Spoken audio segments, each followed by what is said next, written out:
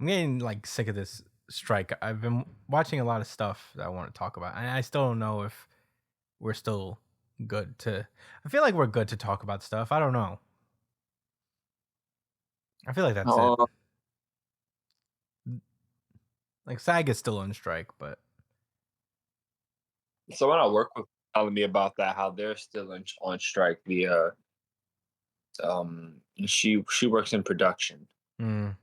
Oh, Yahtzee's still on strike. Wow. Hmm. Well, then I guess then maybe not. We just it's crazy. We just haven't been able to talk about One Piece yet, and among other things. Yeah, a few other things. Like what? What else? I watched a couple movies. I watched Dumb Money, and I watched fucking.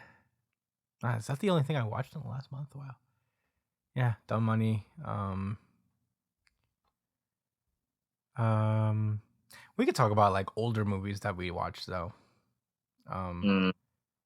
I The think Marvels is coming out in a couple weeks, yeah, like for yeah, 3 weeks. yeah. It's coming Uh, out in a couple weeks. I'll say this. I'm not excited for it, but I'm looking forward to seeing it. I'm very interested in the movie. Yeah, I mean, I'm gonna watch it. You know, Well, on the we'll probably watch it together, I guess, because that's what we do. But I don't know. I'm right. not like jazzed about these Marvel movies. Really, it's so crazy. You know that. I Kamala, Yeah. and I feel like, oh no, guys, I don't have any more Guraba. What? Nothing. The stuff that I used to roll up with, I Oh ran out no. of. Very sad stuff. Nah. Perhaps somebody else will have it though. Yeah. But yeah, I don't know. I guess like I just feel that all those Marvel movies, they're just like I really am feeling the fatigue of they just all feel the same, and they didn't always used to feel that way. You know what I mean? Yeah, they didn't. Like every one of these things has just got that same kind of vibe, that same like Guardians flavor, Yeah, where yeah. where That's it's been like the thing. really self aware and like kind of commenting on itself and being funny too much. And one of the things that I appreciated about like pre Endgame Marvel is that like for the most part they had like their own tones. Like a Thor movie before Ragnarok was like Yeah, somewhat more serious, even though they were, I guess, bad or not as I was good. gonna say that no movie was affected as hard as it by like the Guardians. What are we gonna call it? The Guardian virus. Yeah, Yeah, Guardianosis. the Guardian virus. That shit hit Thor Ragnarok so hard, but it was good. See, the thing is, it was still good, but it was so good that was like it was all downhill after Ragnarok. Well, like That Ragnarok also had just like a good mix, like like the humor was like a good addition to the overall just kind of like more serious vibe of Thor. yeah. And now then I feel like they just thought that that's what made it good period and just stuck with that. Yeah. And I feel like Love and Thunder had like some okay things. I liked the fact that some of the jokes involving the axe Stormbreaker being jealous of Mjolnir is kind of funny. Yeah. Um Yeah. That is pretty funny. yeah, I enjoyed that. And they also try to stuff in too much shit and they're always like trying to make references that like people like us would be like, "Oh my god," you know? Yeah, but they're like very light references, so they're never that serious. Like they're never that big of a deal. Yeah, and it always feels like they're trying to cram three storylines into one. That's what Yeah, I they felt did it. about like Love and Thunder is that you can't do both Lady Thor and Gore in the same story. You Like, know what I think happened? mm-hmm. This is just plain speculation that I think that the original thing was always Lady Thor. But they seen how people were reacting so bad to like, like the female heroes and shit, or like them changing certain hero, like, legacy characters, I guess, as they call it. So they felt like they had to mix in something else. So it wasn't just all about like the girl, you know? Well, I mean, I guess what I Um, mean, but I think it was always going to be Gore as the antagonist, but think so. yeah, yeah, maybe I felt like because that you aspect can't of it just have a was movie that is Lady Thor and that's it. You know, there's got to be a bad guy, and I think it was always going to be Gore. But Lady Thor wasn't part of like that Gore storyline anyway, so I feel like they were yeah, just trying to juggle too much. They should have done the thing where they like retired Thor after he fights Gore in this, and then I guess done Lady Thor. But I guess Natalie Portman probably doesn't want to do Lady Thor forever, yeah. so I don't even know what you do there.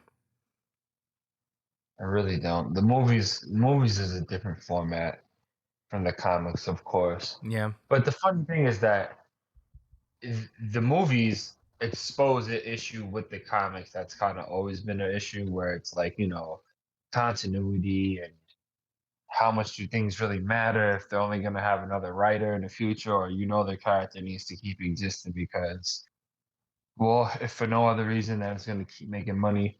So, things yeah, get a little predictable. You kind of, I yeah. don't know. No, I think I it's don't like mean to sound so even cynical and pessimistic because I think the Marvel movies can still be good. they're fine. I mean, I liked You just need Guardians a 3. little bit more creativity, effort, a little more risk taking. Yeah, They need to not be scared to make a movie that not everyone is. So, yeah. I mean, I'd like to watch Loki. I really liked the first season of Loki, and I think the yeah, I watched the first couple yeah, episodes. I haven't gotten around to seeing it yet. I'd like to see that. I'd like to see the Marvels. I'm excited for Fantastic Four still, but Oh yeah, it just all kind of blends together. And I feel like these movies are mostly written by executives who like require writers to have certain elements in every one of these things. You know, it's like every one of these things has yeah. to be super funny, and every one of these things has to, somewhat reference a multiverse, and it's just weird. I'm casually. I It haven't. is hard to explain. Yeah, I haven't like watched a Disney Plus show since Captain America Mhm. and the Winter Soldier, or yeah, Falcon and the Uh, Winter Soldier, whatever. That was a long time ago. That was like that one was okay. it was okay. The first three I felt were like all decent and like I enjoyed watching. WandaVision was like Yeah, it was really good and then it was kind of yeah. and then it got really really good towards the end. I didn't like the Uh, ending really. I you didn't didn't like the like ending it? much. No. Well, WandaVision, you said? Yeah. I just thought it was a cool vibe, like, and I had no idea what to expect. I think that was kind of like one of the one of the things I felt like was the most interesting about it was that I had no idea the direction they would truly take with this. And Mm-hmm. then this was the aftermath of like Endgame, Mm-hmm. and then they introducing the idea of a multiverse and stuff. It was all very exciting stuff initially. And then Yeah. Loki just kind of really like sealed the deal with that. And when they not only confirmed the multiverse, they literally created it. They facilitated it being Mm-hmm. born. So like, I don't know. I just felt like things were looking up, and well, all right. So look, we can say that the shows were probably not great, right? Yeah. But they're just shows. They're not the actual movies, so it's like fine, whatever. Two different things. But yo, like, I think the Doctor Strange movie really fucked everything up, man. Yeah, it just didn't deliver, I feel like it like checked off what it wanted to Shang-Chi do. was cool. Shang-Chi was okay. I wasn't Shang-Chi was okay, right? That I wasn't, like Shang-Chi but like okay. it wasn't very samey like No. like a lot of these other movies. So I give it credit for that. Yes and no. It Eternals, still I'm had saying kind of that same like thing. it still had that kind of like Guardian virus where it has to be kind of funny. Yeah, you're right. But I give them extra points for like the exploration of East Asian cultures. Yeah. Thought it was No, it was cool. Like it the was kung fu play. fights are cool. I wish they were like a little more. I wish there were like some more like just kung fu shit. I wish they'd gone just like full bore into just making a Yeah, kung fu movie. Like if you're doing like movies in a cinematic universe, then you have a lot of room to like genre hop. and do a lot of Right, different they things. can. They really can, and if people don't love it, it's fine. You have plenty of more movies coming out, and there's Yeah. gonna be a different experience. Like they'll make enough money. Kids are gonna go and wanna Yeah, I mean, watch. those are gonna it's gonna be a forever thing as long as you keep yeah, as long as you keep it going, people are gonna go see it, but it all always Yeah. just, like, comes down to CGI army versus CGI army, um, and the main bad guy. You don't love CGI armies against other CGI armies? That shit is lit, bro. I guess That I've shit grown is tired of lit. them after we've seen them 22 times in a row. Maybe I need to see it a few more times before I really break out.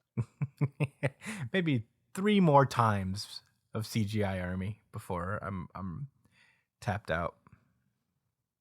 Yeah. Mm. Um, Black Panther 2 was Good. okay. It was good. They're all okay, you know, I don't remember the last time I was really the last I Nah, guess Doctor Strange was I remember being bad. yeah, Doctor Strange It was wasn't great. actually bad. It was bad.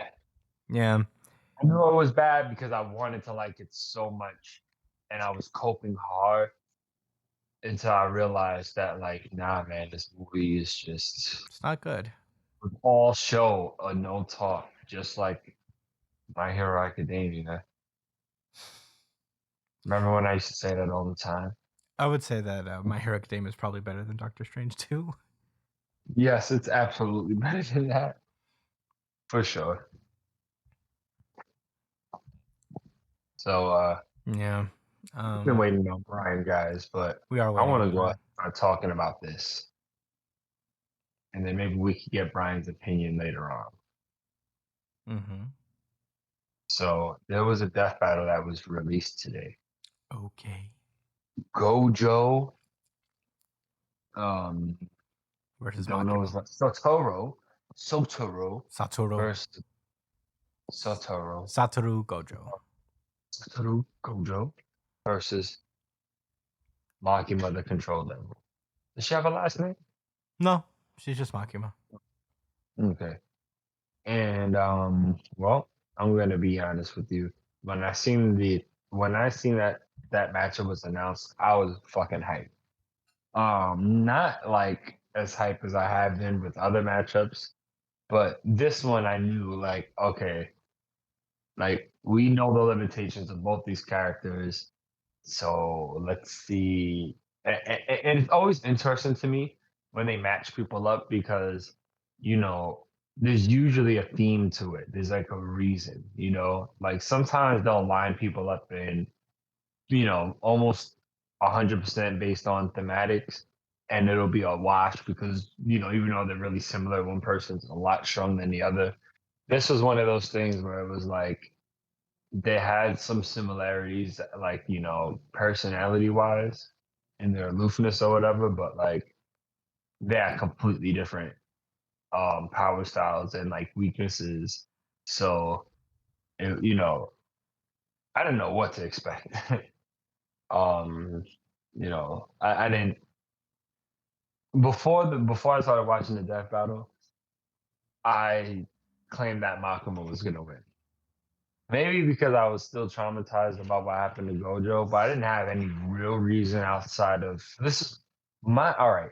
So I guess I thought that like the fact that she could control all these different devils and that maybe even the like the gun devil that she had control of would just be so strong because Gojo can be, so I thought maybe she just has the firepower to do so. And then as I watched, like I kept watching Gojo's like explanation, and I was like, holy shit, he has like limitless. Like, how the fuck is she gonna touch him? Like for real, for real. I didn't I couldn't think of anything. And then they started talking about her abilities and powers, and I was like, yeah, I have no idea how her or really anybody else can get around limitless. I was really surprised when I found out. This is spoilers, by the way, guys. We're gonna talk about who won. So you know, just a heads up. Yeah. but Yeah, man. So when the fight happened, I was very surprised that Makama had a way to damage him. And I kind of thought, like, for a moment, like, oh shit, like this is it right here. Like, she got him, but then then I I don't know. I guess it became a matter of the fact that like he's just so strong that like whoever she would summon. Oh, Brian's here. Oh, okay. Well, you caught me mid explanation of how I felt about the death battle. I just started like maybe a couple minutes ago. We were stalling Hello? Hello? for then. Hello? Hello? Yeah, bro. You ain't hear me? You ain't hear me? No. No. I don't. Yeah, we just started talking about the death battle just now. What a dumb death battle, am I right? Well, Josh was just explaining his feelings about it. I'm sorry, Yeah. don't stop and account to me. Well, anyway. Yeah, I was surprised she had a way to damage him, but I wasn't surprised when he ultimately won because he was too strong, I guess. Yeah. But not just it's not that because he was so strong, that's why he beat her. It was that she you know what? I think that's worth talking about. I thought that was interesting because if she had a way to damage Gojo, she could technically damage his head, right? And but she's not using curse technique, so he could revive it, right? I guess in theory, Nah, yeah. bro. If she put a fucking hole in his brain, there's no way like he was coming back from that. I But mean, she he got didn't. stabbed in his brain, but like he didn't get that shit decimated. Yeah. I mean, yeah, I don't know. Because getting stabbed in your brain is pretty like critical. But she'd have to do if she wants to like kill him without cursed energy, she has to behead him. Which it seemed like she would have been able to do if she kept She doesn't like shooting do at like him. she doesn't do like cutting attacks. So they all seem to be these like concussive, like super concussive blows. Oh, that's what that was. And they was blowing his limbs away because they was already weakened or whatever. Or I guess they're dangling. Yeah. I mean, she could have shot his at his neck, but I think the point is that like before it would have got to that point where she could have did that to him and figure out that there was no other way to hurt him but by that way, Mm-hmm. he would have probably taken her out. Which it was just interesting because she has like they said how she has a contract with the governor of what Japan Mm-hmm. was that what it is? Yeah, So the prime minister of Japan. the prime minister of Japan. So that is it only the Tokyo residents or everybody in the country I think that gets everybody in the hurt? country. So technically, in order to kill Makama, he would have by conventional means, not by the way that Itadori, I mean, not Itadori, oh, Denji did. He would have had to use an attack that exterminated everybody in Japan. Yeah, they kind I of mean, it talked would have about. killed him too. Huh? Well, It not would have him. killed him too. Well, yeah, that's what they mentioned too. Is that like there was an off chance that he would have been hit. He would have been the random Japanese citizen, but the No, chances but are, they don't work on him. That was explained. yeah, I'm saying that I think there's a lot more than 1,012 people in Japan. And that's why they said it was only 1,012 casualties, 1,012 or yeah, something like that. And so it's like he didn't have to kill all the people in Japan to kill her. That was kind of weird. I believe he could have eventually. I think he would have been able to kill her enough times before she got a solid hit on him. But I just thought that was kind of weird. yeah. I don't know. I thought it was a bad matchup, but it's only because I don't know if there's any good matchup for Gojo because the whole point of his Right.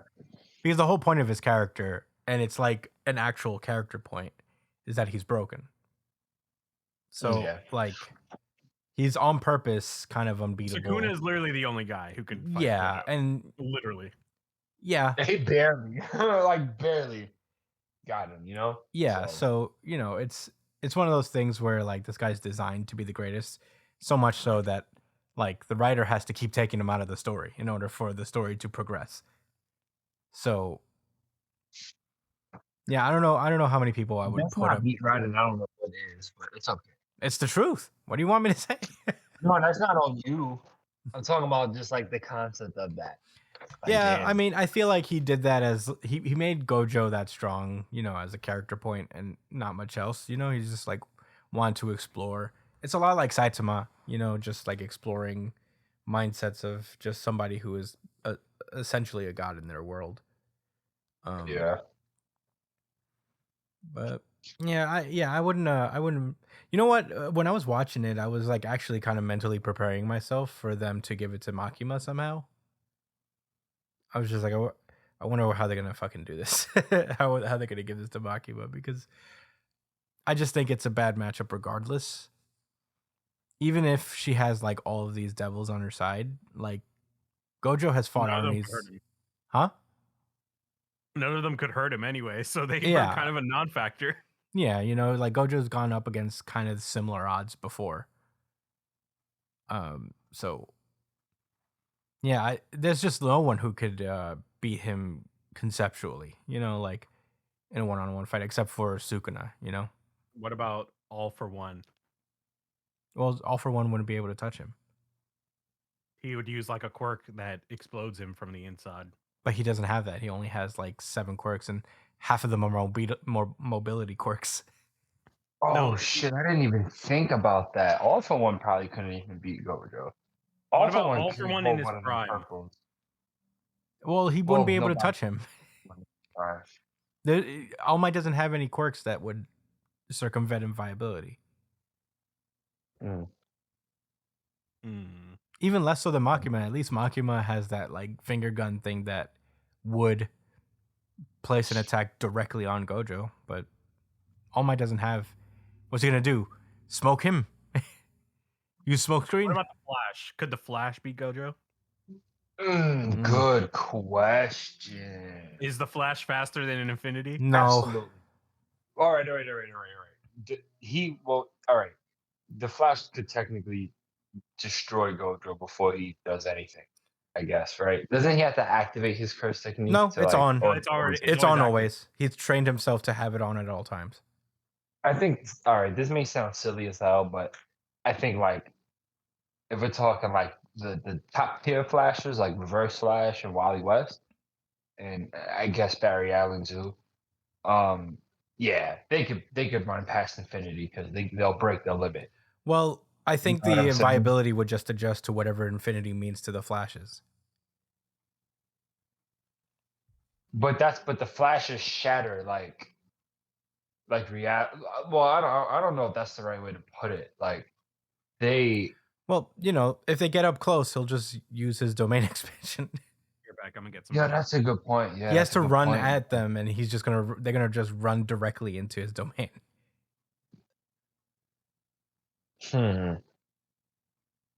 Yeah, that would be a good fight, man. Although it That would be be interesting to see, I think the because Flashes would win, but it wouldn't be a straightforward win.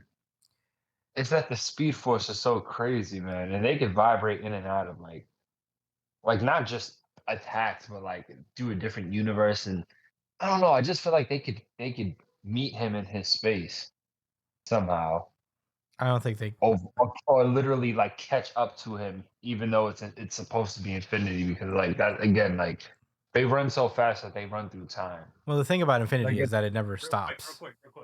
So theoretically, on paper, the Flash should be able to withstand Gojo's domain expansion.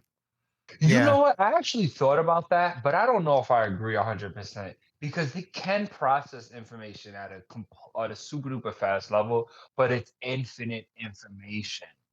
See, Yeah, but I feel that's like- where they will hit a limit with their brain.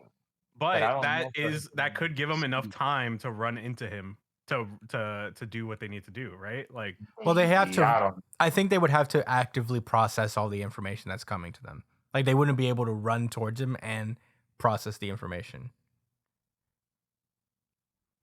I ain't gonna lie. I think the Reverse Flash could beat him, for sure. I don't know about for sure. Well, only because how the fuck would Gojo kill the Reverse Flash indefinitely? Purple. But he'll always come back. He's like a paradox. Well, we're doing infinite paradoxes of, because then in theory Makima is not dead and she would just come back as Nayuta. No, because it's the same. No, that's person. not Makima. Mm. The Flash would be the same person. Well, Reverse the Flash. Reverse Flash would be the Weird same. with the Reverse Flash because he like There's always separate exists reverse no matter what. flashes, you know?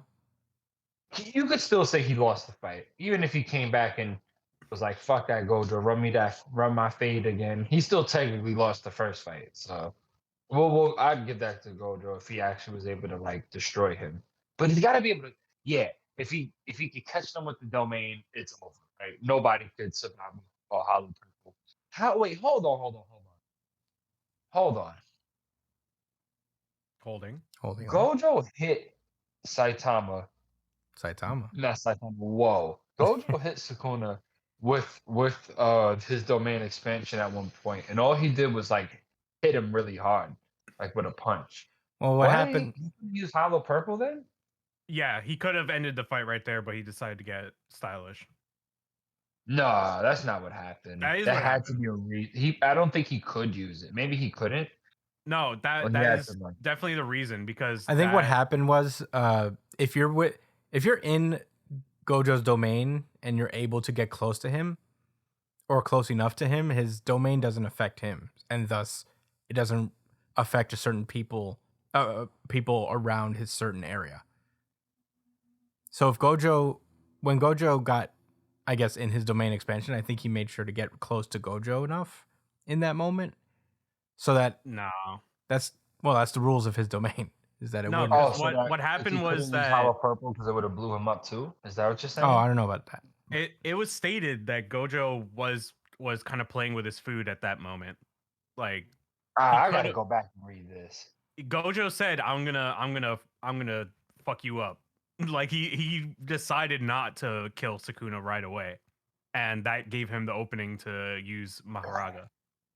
I'm still jacking that he ain't go for a killing blow at a certain like early on he didn't go for a killing blow because he thought he still had a way to save Megumi, but then realized there was no fucking way he could. I don't know. I need to go back and read. I'll go look through it real quick, but I'm pretty sure that's what happened was that Gojo like let him like took the time took Well- too much time. Well, they kept- Okay, there we go. It happened. No, they in kept chapter dueling. 229. They kept dueling domains and shit. So Yeah. like Unlimited Void hadn't. The effects of Unlimited Void hadn't really like taken place because their domains were fighting for dominance and they would just cancel each other out all the time. But there was And there was that point one moment where he punched through Sukuna's chest while he had the unlimited domain, and then he established Unlimited Void right in that moment. But that's when Maharaga arrives. Oh, yes. Okay. Well, okay. I guess you can argue that purple was not necessary because all he needed to do was crush his lungs. But whatever, he had enough time to do that, and had no idea that Maharaga was about to pull up. Yeah, This is when he was completely surprised. yeah. And I don't put it past Sukuna to not Sukuna to. I don't put it really past Gojo to not kind of not play with his food, but to have this battle, especially since it's between like the two greatest. He wasn't playing around. Yeah, I don't think he was particularly I like agree. playing, but I think he was more. I guess maybe maybe he was stalling for time to find a way to save Megumi, or there was also a see, like- factor where they were dueling domains, so he couldn't exactly use Unlimited Void fully Yeah, until maybe later. he didn't have. Yeah, or really, he probably couldn't use Hollow Purple right after Unlimited Void like that after using it so many times. I think we can argue that he just wasn't in a position to use that attack. I don't know. Maybe this is like a translation thing, but he's saying that like if he wanted to kill him, he could have, but he instead said he wanted to bring him closer to death. Like Than Yuji was at. yeah, What? like he didn't want to kill him right away. Like that's literally what he's saying. Yeah, there was a I lot feel of like- things going on in Gojo's head, whether it was Megumi or just trying to get back at him for like killing Itadori that one time. Oh, right. Okay. So, all right. I think we can. I do. Okay. I think the only reason he brings up Yuji as a juvenile sensitive was so that he can weaken him, and it's to the point that like he can get Megumi Soul back somehow, like or make him come out. I think that was the intention, which is probably why he didn't go for a hollow, but probably felt like he still had it in the bag. I don't think it was him going easy mode. I think it was him knowing that I don't have to automatize my student trapped more in like his this son at monster. this point. Yeah. Yeah, Megumi is basically his adopted kid. Jesus, man. That's really tough. Yeah. I don't I think have to Gojo's. play him I, the don't thi- whole I think time. Gojo's coming back. I'm so confident he's coming back. Well, he survived Makima. I feel like if there's anybody who could come back from getting chopped in half, is Gojo. I'm not putting it past it. I'm not saying like it's an impossibility, but I don't know. I feel like the writing's on the wall. Because when he comes back, he doesn't have to be like a one-man show anymore, right? Like, because he's not the strongest anymore. Yeah, I just don't know. I feel like character-wise, Gojo's story is done, but who's to say? I could be wrong. We could all be wrong, and he could just come back next chapter. I don't think he's gonna come back next chapter, but maybe he'll be back by like December. He'll be back next chapter for sure. What if Yuji brings him back? That would be cool. Oh, I forgot to talk about my theory for Jujutsu Kaisen. Actually, wait till we actually start the show. This it has is nothing. It has nothing to do with this chapter, though. That's the thing. Oh, So I feel like it's better to talk about it now. okay. I have a theory that Megumi's body is done, right? Yeah. So what if Yuji, instead of like pulling out Sukuna from Megumi's body, he pulls Megumi out of out of his body, so that he's like him and Megumi are sharing the same body. That would be weird. I feel like it kind of makes sense. Then they'd just be sharing the same body forever. I don't know about forever, but that I would don't be like to save Megumi from like Yeah, from but his the way soul that being it eradicated. the way that it works is that like Megumi, a part of Sukuna's body would have to contain all of Megumi's cursed energy, and Yuji would have to eat it or ingest it somehow. No, because remember Yuji showed like a body swap. Well, we don't know What that if- for sure. We don't know what that's what that was. I mean, it's heavily implied that that's what it is. So what if Yuji actually swaps Megumi out and puts himself into Sukuna and fights him from the inside? Oh wow. Well, And that certainly this back- is on brand for complicating Jujutsu Kaisen.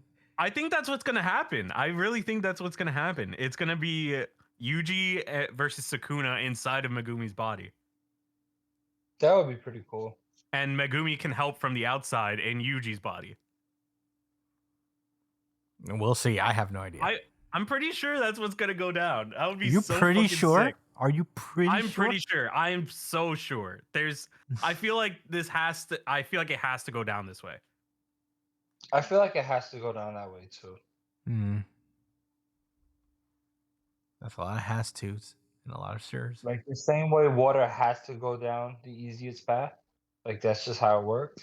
I think this is a fact, Chris.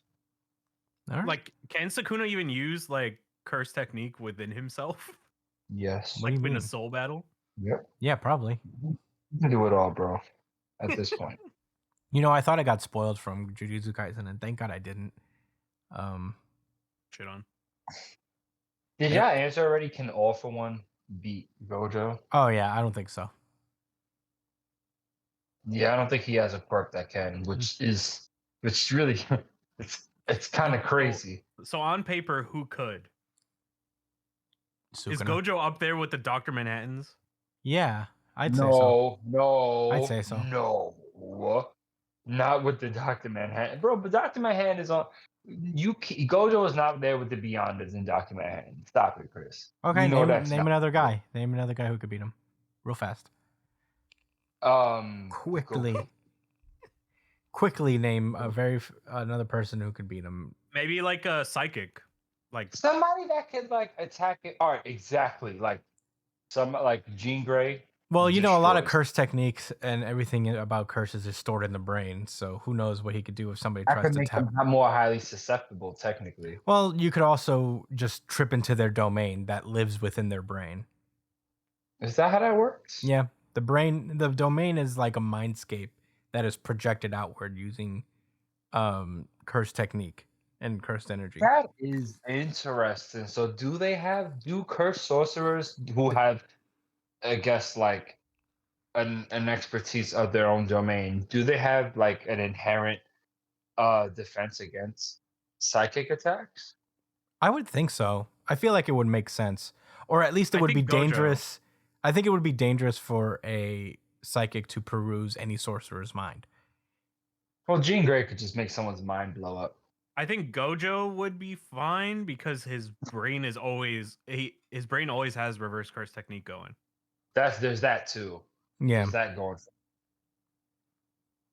I don't know, a massive. I mean, we're not talking about like a normal pelican, like a psych. What do you call that? I forget what their power sets telepath. are called. A telepath, yeah. Like we're talking like Jean Grey, like like she could affect the minds of like people, like all the people on the continent. Yeah. You know what I'm saying? That's kind of, I don't know. Like if you said Psylocke, then all right. I don't think Psylocke could be Gojo, but Jean Grey probably can. Mm. I think just with sheer power, she's just so strong. Mm. And granted, Gojo may not be able to get hit by much, but she could Yeah. toss him out into space. Yeah, Jean Grey beats the Dr. Manhattan and the Beyonders because she can get into their brain and like blow them up. But nah, Dr. Manhattan doesn't need a brain. He's everything and everything. No, he has a brain though. He's a one person. Can't he just regenerate? I mean, Gojo can regenerate. Not like Dr. Manhattan, though. Dr. Manhattan can come back. No. That's crazy. That Dr. Manhattan is truly on another level. That's why I was telling Brian, like, I don't know about that. Like that nigga, it's not even about if you could fight him. Like he just always is. He is everywhere at once. That nigga he is your guy, Brian. Gojo can teleport to other places, so if he ever feels like his brain's getting messed up, he could just teleport somewhere else and make Jean Grey lose track of him. Yeah, that's true. That's a good point. Like, yeah, he could get around her, and he is strong. Like, it's not like she can take a fucking hollow to her face. She could defend it. She could probably like create like a mental barrier, to hold like the hollows. But I don't know about purple. That's like a nuclear explosion, right? It's like almost a black hole. It feels like. It's no way. Then it would destroy like a mini black hole. Yeah, I mean, it as literally close as reduces everybody to nothing. Whoever gets hit by it, except for Sukuna. Well, he didn't. Yeah, he didn't really get hit with it. He just got caught in the explosion of it. Explosion. He was down bad for a moment. He was. I remember that. Yeah. Yeah, Gojo's a tough character, man.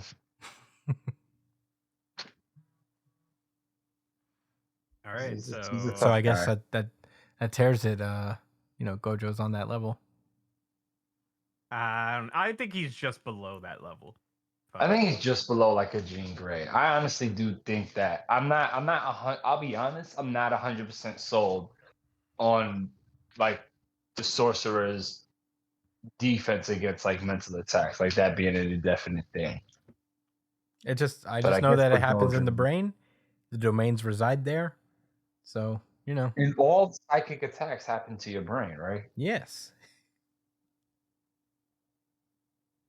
Yeah, but if you're searching around in their brain, then you get caught up with the domain. If you're just sending attacks to it, that could be, you could damage their brain and stop them from even. She could probably stop apart from that cursed technique part of their brain from working altogether. Maybe. But Gojo can kind of reconstruct that. That's the thing. Oh, yeah, he probably could. Yeah, especially since she's not doing it with cursed energy. He could That's a just good turn- matchup, He man. could just break that part of his brain and repair it with Yeah. reverse It would be curse technique. it would be kind of a boring match to watch because they'd just be standing across from each other. Yeah. Or Jean Grey would be Jean- miles away because if she was in front of Gojo, it would be over immediately. What about someone like Martian Manhunter? No, he's losing no matter he's what. dead. John? You're talking about Oh John? yeah, John's he's done. So Bro, honestly, if there's anything I miss of beat Gojo would lose anyway. if there's anything I miss about American comics is just seeing how badly they violate John's. For no fucking reason. John's too, gets man. like the worst situations happen to him.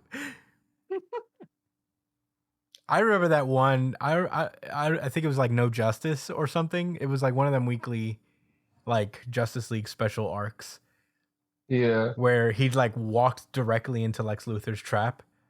Yeah. Knowingly, but like also not knowingly he knew there was gonna be a trap, but made no preparation for it. So it was like, well, Yeah, if you knew it, you got caught anyway. Hawk Girl was like, "Are you sure? Yeah. Are you sure you want to do this?" And Martian Manhunter was like, "Yeah." She's like, "You know it's a Yeah. trap," and he's like, "Yeah, but whatever." They retconned like which I thought was an interesting retcon. There's a lot of interesting story elements to that arc they was doing, but yeah, whatever. Anyway, like I guess Lex Luthor and Martian Manhunter met each other when they were young. Like they had caught Martian Manhunter on Earth when he was a child Yeah, or something like that. It was experimenting on him, and it was Lex's father in his facilities, and so Lex freed the Martian. So they had like a little connection. It was cool, man, and I really like whatever. yeah. There was a time when Lex Luthor was a good guy, and like he was like low key trying to be better than even Batman because he had all that. Like niggas knew he had that money, he was trying to use it for good, and then I guess they said, nope, let's make him a villain again. Did they make him a villain again? I actually don't remember that. It sure did. Hmm. It happened gradually though. It happened over the course of like action. Oh yeah, I comics. think now that you mention it, I do remember that a little bit. Well, nothing in comics is permanent. Everything changes all the time. Yeah. All right, I guess we could get into a question or two, if you guys are down. Yeah. Hold on, let me maybe see if I eight. can find the email. Maybe a question. We were up to. Okay, so I think it was right before this one.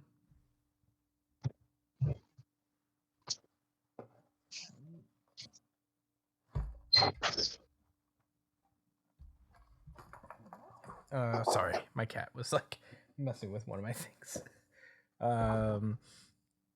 Okay, I do have one. Okay, no, we answered these questions. My bad. All right, we got a new email. We're opening a new email. Honestly, it's actually kind of related. So Mike asks us, now that Gojo versus Sukuna is done, the community has been doing some reflecting. Originally, people were saying that this was a top 20 shonen fight. What are your thoughts on this? Where does it belong in the pantheon of shonen fights? Also, the community experience during it was top notch. The fraud Kuna memes were a treat. The fraud Kuna and how it shifted into peacefully mourning, quietly mourning of Gojo. Yeah, that was rough. I haven't heard anybody say word one about this fight. People just shut their damn mouths. It was crazy. It's almost like we're all pretending it just didn't happen. Yeah, We're traumatized. Honestly, good for Gege for like traumatizing his audience like this. it's definitely a top 10 fight for me personally. I don't know about y'all. It's top 5 for me. I would say it's in the 20 because I don't want to say the stuff off the top of my head and remember other shonen fights that were like that belong in the top 10. But I think it's definitely top 20. For sure. I think I mean a lot of Jujutsu Kaisen fights have an argument to be in any top anything. Because the fights in Jujutsu Kaisen are so unique and so fun. And like at the same time so like weirdly nuanced and all that stuff because of the power system. So I think it's definitely like in the top 20s. Where I don't know. I guess we should narrow it down one day and see. But that would take a lot of manga reading and remembering. I mean, even if we take into a forget like that the impact of the death, right? Like that was crazy. But even if we take that out of it, we look at the actual battle itself. It had everything, it had nice action, good art. It was it had a fast pace, and it also slowed down when it needed to with explanations. Had like a nice little commentary. People were looking at the TV. It literally gave you all the elements that you like. The only thing less epic about this is that it wasn't part of like a tournament. Mm-hmm. But whatever. It can't have every element. Yeah, I mean, honestly, with the way that the Culling games were structured, it's pretty damn close to a tournament arc. Yeah. Maybe not in the structure, but the fact everyone had some one-offs, right. and then this was like the primary one. Yeah, this is like a championship.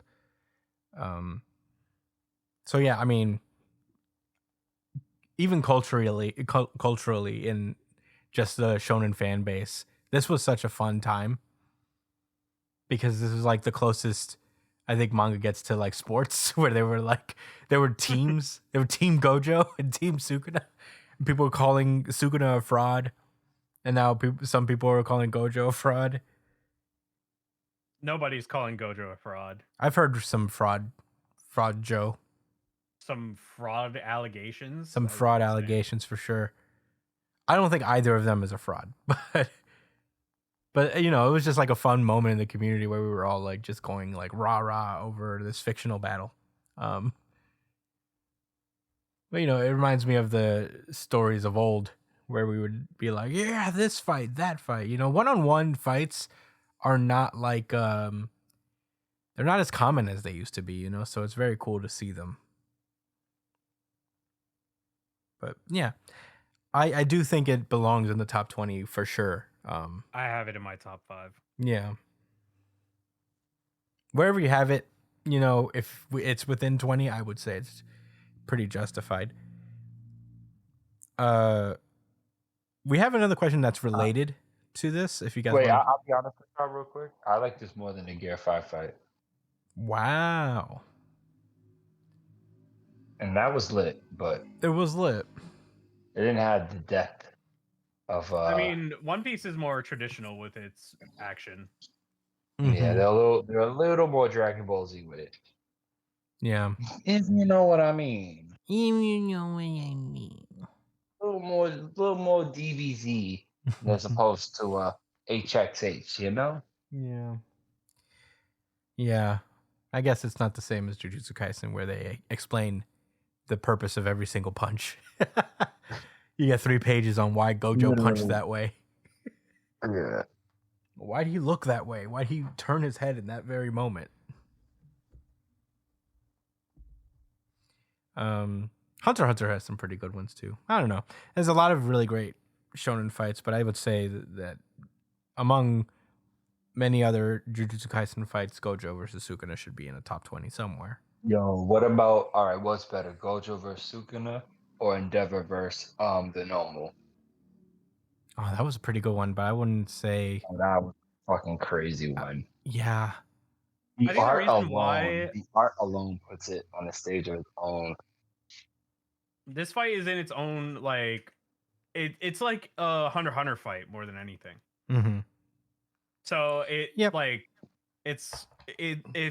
we were to compare it to any fight, it would be like not Choso, whatever his name is, versus fucking I forget their names.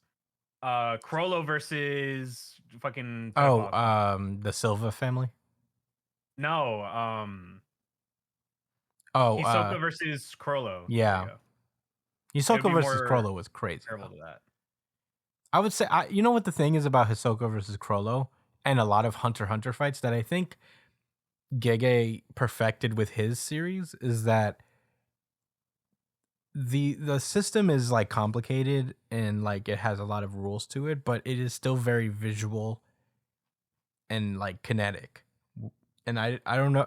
I remember reading Crollo versus Hisoka and just like trying to keep up with all the things Crollo's doing because it felt like every other page there was like a block of text, like a true block of text that was like, here's this ability's breakdown. You know what I mean? Yeah. Not that it wasn't cool, but it was just like, God damn. I don't even know what's happening right now because half of this, too much of it was explaining. Whereas in, I would say Gojo versus Sukuna, there was a healthy balance of just letting the art do some work and just having characters in their own way commentate on what's happening in a way that's like digestible. Yeah, it was Even nice like to see. Oh, never mind. the dialogue between them was really good too. Like I was reading in that chapter when Gojo makes the realization, like how was he able to summon Mahoraga, and he realized he put the burden of the summon on Megumi's soul, and he kind of was staring, and then Sukun is like, "Oh, like why do your face look like that? It looked like you want to say something." And then Gojo said, "Nah, like yeah, I'm just glad that you're putting up, that you're fighting hard." And then Sukuna just like smiles and looks at him, and he's like, "Not as hard as you are." And like, yo, and it was true, yo. Like he knew, like, yeah, I got you on your heels.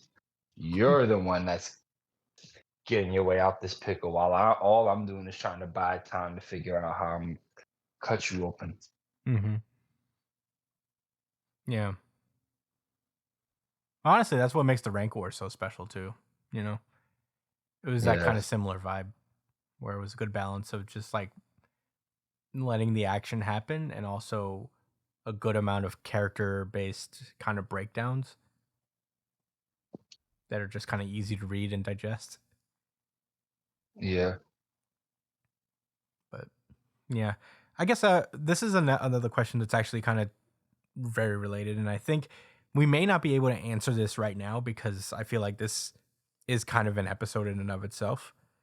But he's saying, staying with that topic, in your opinions, what are the top 10 fights in shonen, and what components make a great fight for you? I feel like this is a good idea for an episode of the pre-show chat show, but I guess we can name some examples if we want, but The character I like winning.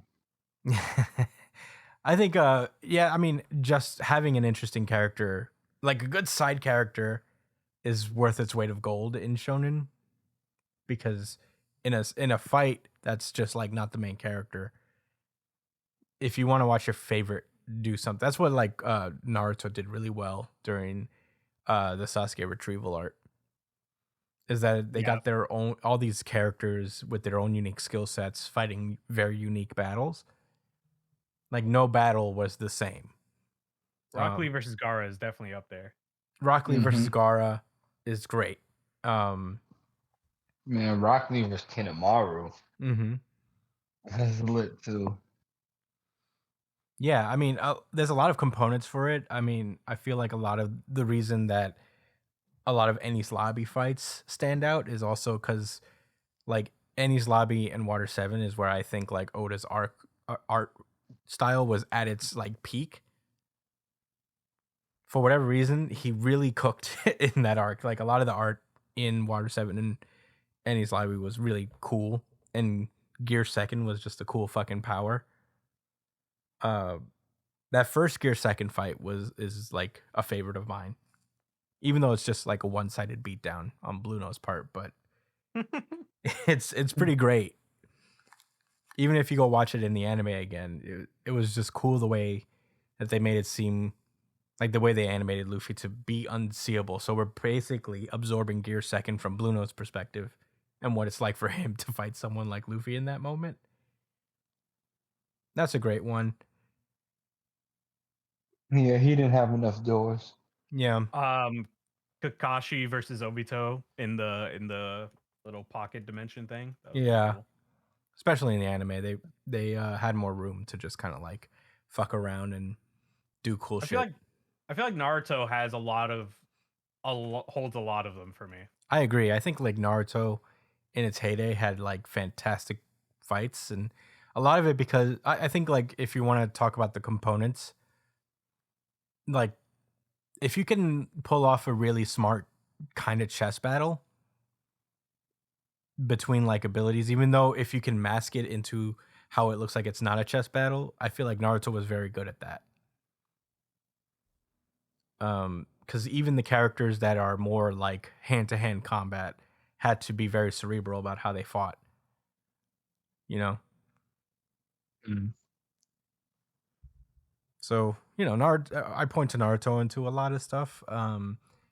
A lot of World Trigger fights are awesome, like during the Rank Wars especially, because they were like the most cerebral and they were really smart, and you know, they played into the system, the power system that they had in a really interesting way.